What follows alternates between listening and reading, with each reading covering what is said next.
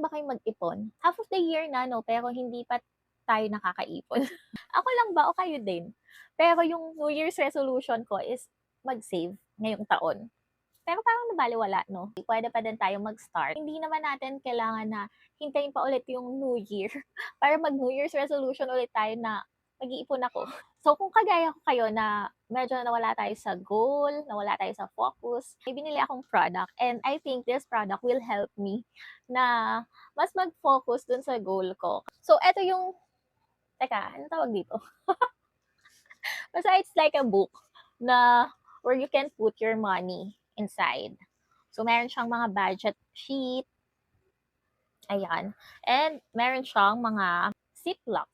So, eto sa ziplock, ayan. May mga sticker siyang kasama na ganyan, ayan. And ikaw bahala mamili, magdikit doon sa bawat ziplock kung ano yung mga important sa'yo or yung mga kailangan mong idikit. Ako, ang nilagay ko lang is yung electric, housing, kasi nag-bayad kami ng house, groceries, food, miscellaneous, para yun sa school. Tapos birthday. Birthday na wala pa laman. Parang gusto ko mag-ipon sa mga birthdays. Like, kung gusto namin mag-travel, ganyan. So, sinama ko siya. And car. Kahit wala kaming binabayaran na car. So, gusto ko mag-ipon para sa car. Siyempre, health.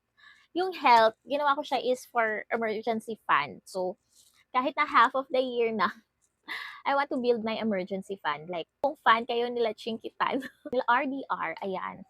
So, lagi nila sinasabi doon na you have to build our emergency fund. And somehow, totoo talaga na kailangan natin mag-build ng emergency fund. Kasi sobrang importante niya kasi hindi naman natin alam yung future, 'di ba? Like nung nagka-pandemic, 'di ba? Lahat tayo nawalan ng income, nawalan ng work, ganyan. So, sobrang importante ng emergency fund. And next is the savings. Marami pang vacant na pwede kong ilagay, pero I'm still thinking kung ano yung mga dapat kong ilagay na stickers.